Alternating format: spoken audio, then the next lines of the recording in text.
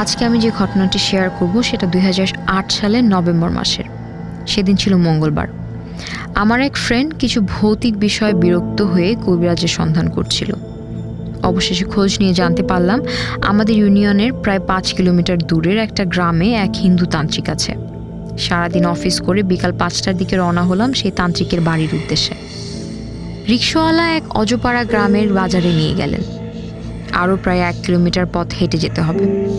অবশেষে তান্ত্রিকের বাড়ি পৌঁছে তার সাথে সমস্ত কাজকর্ম শেষ করি। মোবাইলের দিকে তাকিয়ে দেখি রাত প্রায় 10:30 বেজে গেছে।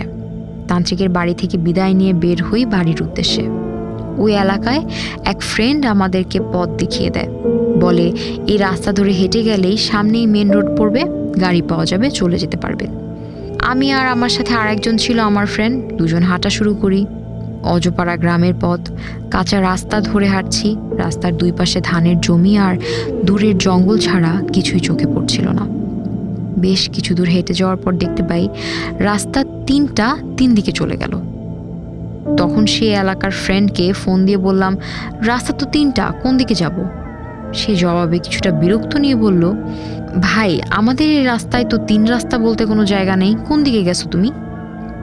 তখন কিছু না ভেবে সোজা হাঁটা শুরু করি। আশেপাশে কোনো বাড়িঘর দেখছি না। জিজ্ঞেস করব কারোর কাছে, তাকেই পাচ্ছি না। সামনে এগিয়ে যেতেই জঙ্গল আরো ঘন হয়ে আসছিল। হঠাৎ চোখ পড়ে বাগানের ভেতরের একটা বাড়িতে। দেখতে পাই একটা ছোট কুঁড়ে ঘর, সেখানে জানালার ফাঁক দিয়ে আলো বের হচ্ছে।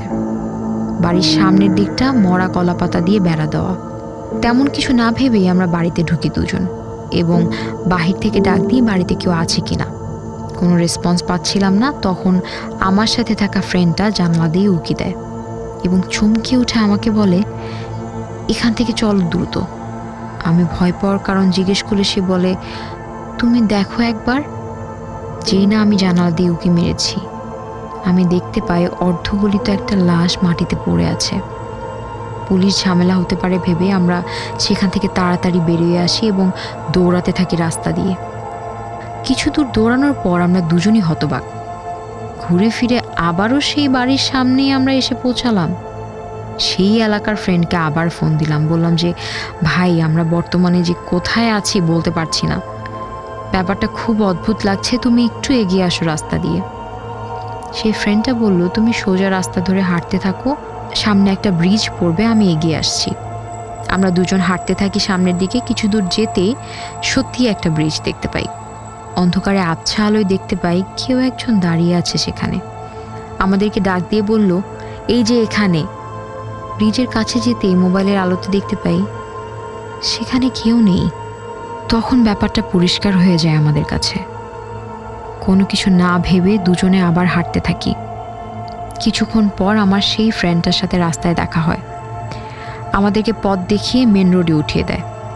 আমার ফ্রেন্ডের সাথে যখন আমাদের ঘটনাটা শেয়ার করি, তখন সে যা বলল, ওই জঙ্গলের ভিতরে একটা হিন্দু তান্ত্রিক ছোট একটা ঘর বানিয়ে থাকতো এবং সেখানে সে ব্ল্যাক ম্যাজিক করত। এত পরিমাণে মানুষের ক্ষতি করেছে যে সে মারা যাবার পর কেউ তার খোঁজ নেয়নি। অবশেষে কেউ একজন প্রয়োজনে তান্ত্রিকের কাছে গেলে তার ঘরের ভেতরে গলিত লাশটা দেখতে পায়। ভূত কথা। আপনার নিজের ভৌতিক অভিজ্ঞতাগুলোকে অন্যের কাছে পৌঁছে দিতে আপনার ঘটনাটি আমাদেরকে লিখে পাঠান রেডিও ফুর্তির অফিসিয়াল ফেসবুক পেজে মেসেজ করে অথবা অডিও ক্লিপ রেকর্ড করে।